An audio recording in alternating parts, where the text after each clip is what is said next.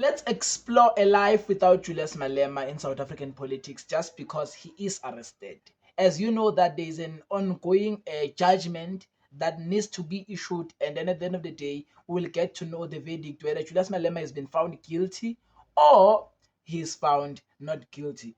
For the whole day, for almost 7 hours, we've been listening to the judge reading a statement. I'm asking myself, like, why didn't she just summarize everything, man, and just gave us the verdict today? Then we know what's happening. But well, it's a story for another day. I think she's avoiding that after giving her judgment, then there will be those things that are questionable. Even though one thing that I'm aware of is that if Julius Malema loses the case, he will go and appeal the case to the Supreme Court of Appeal, which is going to take another years and all those kind of things. And what happens is, if Julius Malema is found guilty, he can't be sentenced unless the appeal is finished. And when, maybe let's just say the appeal it's finished, and also in the Supreme Court of Appeal he's found guilty, he will then get be sentenced. And then then from that point we will imagine the life of South African politics without Julius Malema. But for now, let's just focus on maybe checking Wuti.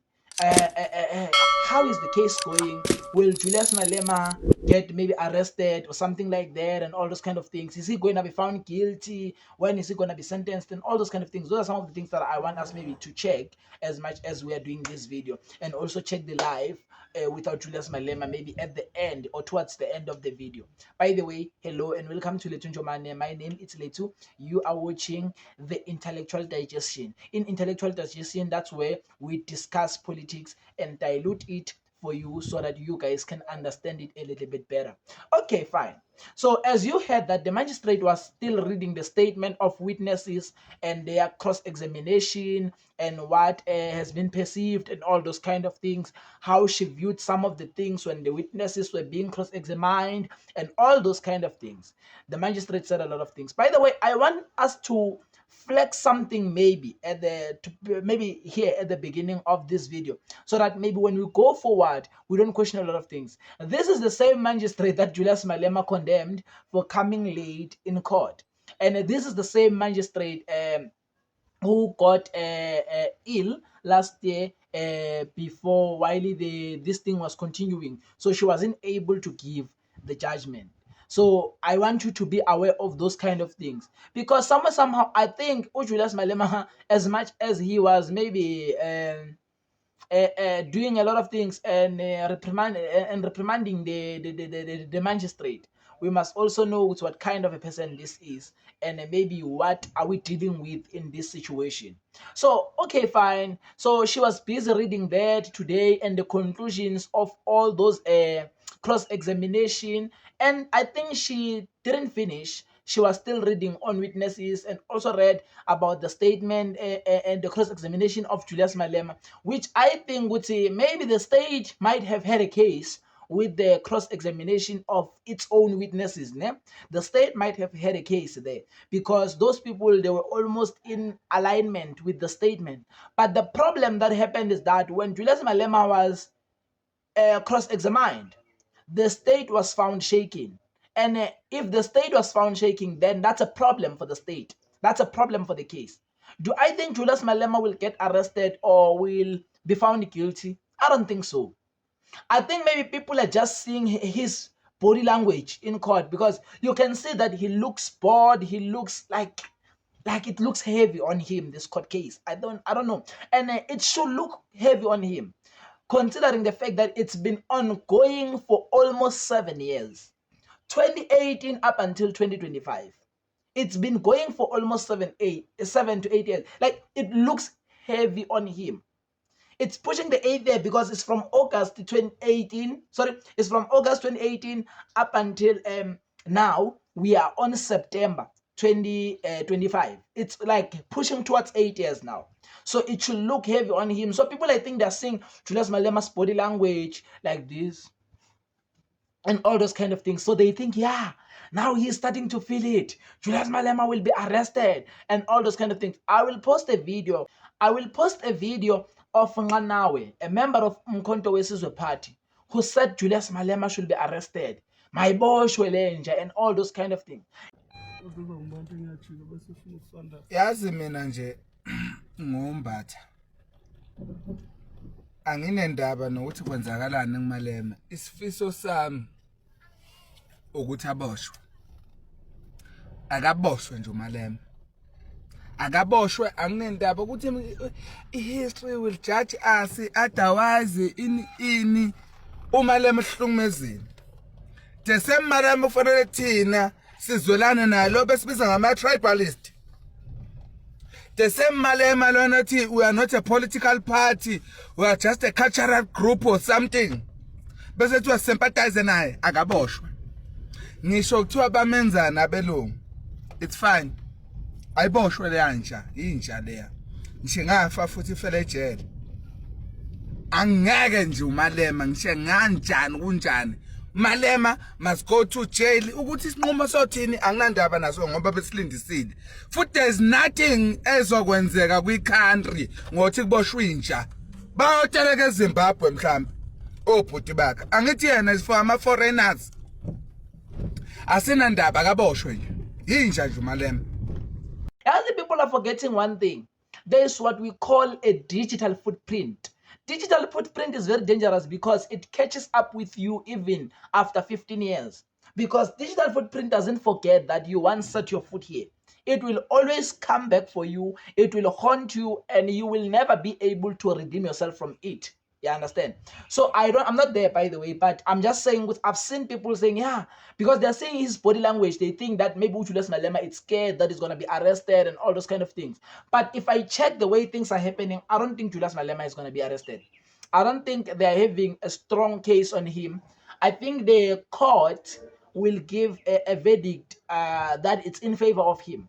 And these are my reasons. The prosecutor, during this whole case, if you were following the case like us, you will see that he failed to produce evidence, or he failed because, even if there can be 19 people saying the same statement, in court, it doesn't matter because the court works like this. You must prove beyond a reasonable doubt. Maybe out of this magistrate, it might win. Maybe Julius Malema can be found guilty. But when it goes to Supreme Court of Appeal, it might not work out. Because if you want a case to be a successful prosecution, you must prove beyond a reasonable doubt that this person has done whatever you're accusing him of. Once you fail to prove beyond a reasonable doubt, automatically it's a failed case. It's a failed case.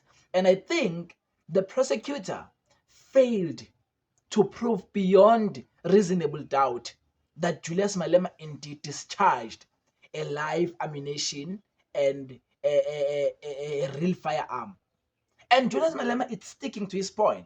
If you recall, he even brought a firearm, a toy firearm. Let me call it like that because I don't want you to guys to take my video, then tomorrow it's used in court and say, I said he used the firearm. No. He once used a toy firearm in court. He came with it as his evidence. This is the same firearm that I used. And it was never disputed that that's the firearm that's the toy firearm that he used. So I don't know how these things will go, but one thing that I feel is that he's just bored because this case has been going and it drained him and his energy and his commitment towards this case because it's been going for quite a long period of time. So I don't know what you guys think about whatever that we watched today. By the way, I'm still going to listen fully. I only listened 3 hours to the statement of Ubab Khumalo, the general, and come and make a video on what I think about the testimonies that Khumalo gave, but it seems tough there in the Madlanga Commission of Inquiry. Then I must ask myself if he's found guilty, because I've seen that now there's a trend maybe of finding Julius Malema guilty to please the Americans, because if you can check, I think it's few weeks back or last month, he was found guilty of hate speech and all those kind of things, which he might have to pay a certain fine. If he doesn't have, he must spend a long time in prison. And according to the IAC, remember, if you are given, maybe let's just say a sentence over 12 months without an option for fine, or if they gave you an option for fine but you don't exercise it, you might end up spending too much time in prison. And that's it, you must spend outside time outside parliament, regardless of you going there to spend 3 months in prison and come back. But the main fact that you were given more than the time, this period of time, and without an option for fine, you are not allowed to access parliament. Then he might have to stay 5 years without accessing the corridors of parliament, or without executing any position of public office. Because remember, being a parliamentarian, it's also a public office. You are voted by the public there. You don't go there because of your own capabilities. He might be in a position of Jacob Zuma, because Jacob Zuma was arrested in 2021. He went to spend some couple of months and all those kind of things. His case was finished, but he needs to spend like 5 years before he can access parliament. Even though I know that Zuma will never want to go back to parliament, because once he goes back to parliament, he forfeits his benefits as a former president of this country. And I don't think that's something that Jacob Zuma is willing to do. I don't think so. Zuma can never fall for such a trap, because I'm leading MKP, let me go to parliament now. He will never fall for that trap.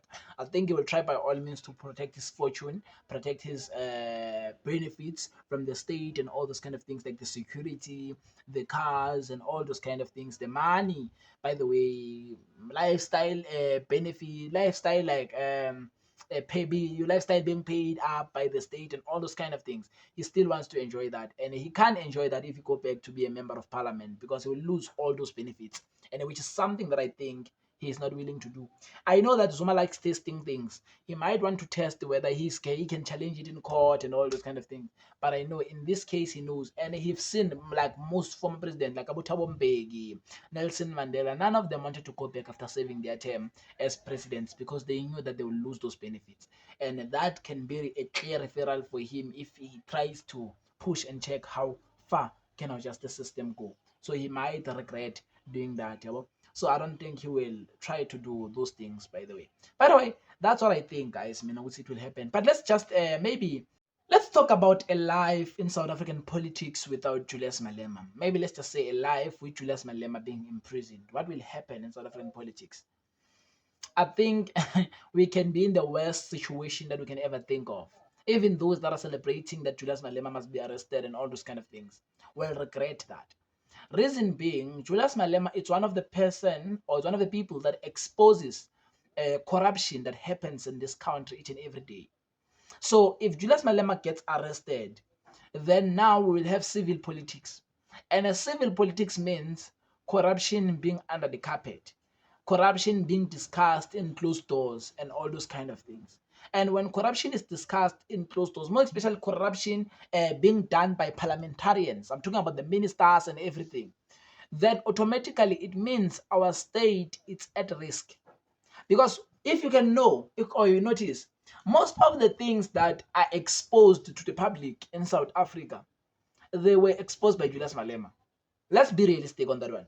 Most of the things that happens to this country, they were exposed by Julius Malema. So just imagine a day without him in South African politics. What you guys, I can't even imagine that. Honestly, I can't imagine that. Like, we can be under serious threat. It can be a serious risk. A life without Julius Malema in South African politics, it's a nightmare. I know that's why some of the people, they say, Julius Malema must not be the president. He must just be there to expose the evilness and the corruptness of the ANC. Then you say, what's even his haters? They know that he has an impact, that he's playing a very serious impact that defends the sovereignty and the state in South Africa. They know. I've heard a lot of them saying that no, Julius Malema, even if he doesn't become the president, no, we don't want him as a president, but we want him in our political spectrum, we want him in our political space to expose the corruption and everything like that. That's when I realized that no, it means Julius Malema has a serious role that he plays on the society, to an extent whereby even his enemies, they admire his contribution to South African politics. Even his enemies, they admire the contribution that he makes in South African politics. Then imagine a life without Julius Malema. How the ANC corruption will thrive. How the ANC care deployment will thrive. How the ANC is going to find pleasure. I can't imagine what Gayton McKenzie will do Imagine if Julius Malema is found guilty, Gayton will celebrate. That's something I can tell you. Ukuthi now Julius cannot call him Libantinti. Now they are going to call it it's a Bantinti. Yo, Gayton will love that. Gayton will love that. Yes, yes. Gayton will love that, honestly. Gayton Mackenzie will celebrate that. Okay, Julius cannot call me a Bantint. Now we're all Bantintis and all the Gayton will celebrate that. I can I've not seen it happening, but I think I can imagine how Gayton will celebrate that. Hey, hey, hey. yo. Gayton will celebrate, man. Okay, they will behave. He used to call us Bantint. At least some of us, we are rehabilitated Bantintis. He still has to go and serve his prison time. He still has to go and be rehabilitated. Yo, I can't even imagine the statements that are going to come there, guys. I can't imagine those statements. But I know that our Ken and our Gayton, they will celebrate the hell out of this thing. I know they will celebrate, guys. Like, yo, a life without Julius Malema can be something else. It can be thriving off ANC corruption. It can be pleasure to Gayton Mackenzie. It can be pleasure to our Helen Zille and AfriForum. I know. Uguti Abokale Krill, those comrades of AfriForum who goes around the world. Some of them, even so, one of their members, I think was in America submitting something like a Doge or something like that in White House about Julius Malema. I don't know for what, but I think we need to talk about this now. I wanted to make a video, but I think let's talk about it now. Why AfriForum wants to fight Julius Malema outside South Africa, while Julius Malema is fighting them in South Africa? Why are they afraid of confronting him here in South Africa? Because again, we can confront each other legally. Why are they not confronting Julius Malema? They are failing to fight Julius Malema using the Constitution of South Africa. That's the problem that I have with AfriForum. Whenever a case is won against them, they always want to take that thing and make it big and take it like internationally. But whenever they win a case, they don't take those things internationally. Why? AfriForum, they believe in South African law, and they even say South African law, it's not captured when it favors them. When it favors them, no, the law is fine. When it doesn't favor them, the law is captured. That's the problem that I have with AfriForum. Like, I have that problem with AfriForum. Like, now they won that case of hate speech against Julius Malema because they're the one that reported this thing to the Human Rights Commission. You understand? They won that thing. The Human Rights Commission have found the Equality Court has found Julius Malema guilty, even though he appealed already in Supreme Court of Appeal. But the problem that I have with AfriForum is this one. If it happened that they lost, that they came and celebrated, that they've been vindicated, the law have taken its course. But what happens when they lose a case on Julius Malema? Because if you can check even now, this thing that is going, that Julius Malema shot live ammunition, they're the one that reported that thing. That even now, the case that is going of Julius Malema, like, I remember Julius Malema saying those comrades of AfriForum and all those kind of things, they are trying to put him down and all those things using this case. And like, then that's when I noted, because maybe they've got a hand in this thing. In fact, you might discover that is them that did this thing, or that maybe launched this case against him. Yeah, but Asiko Lab, I'm just having a problem with AfriForum. Why they always want to fight Julius Malema outside the country? When the law is not in favor of them, they feel like the law is not fair, the law is not working fully. But whenever the law favors them, no, we must all celebrate that the law in South Africa is not captured. So the law, it's not captured if it favors them. And then that's when I tend to agree with Julius Malema when he says that's the white supremacy or the white privilege. They feel like they're always ahead, and like whatever the white person says to black people, it's good. Like, it can't happen like that, honestly speaking. But one thing that I'm going to tell you is that if Julius Malema goes to prison, or if Julius Malema is arrested or found guilty, yo, I can't imagine. I can't imagine South African politics. But well, let's just follow this case. I think tomorrow it's going to be the last day. The judge must try, please, man. It's wasting our time. She must just try to read everything tomorrow and finish. In fact, tomorrow I'm not even going to watch that thing. I'm just going to check on Twitter. I know Twitter will update us. Because today I watched for 7 hours, guys. I watched for 7 hours. I even didn't watch that thing of Kumalo and all those kind of things. I had to watch yabona nangala. Then but I will try by all means that I catch up with that one of Khumalo and I come to make a video for you guys and tell you, because it seems like General Khumalo has released files and he's still going to release more. By the way, we'll see it when time moves by. For now, shalom, bye bye, peace, I'm out.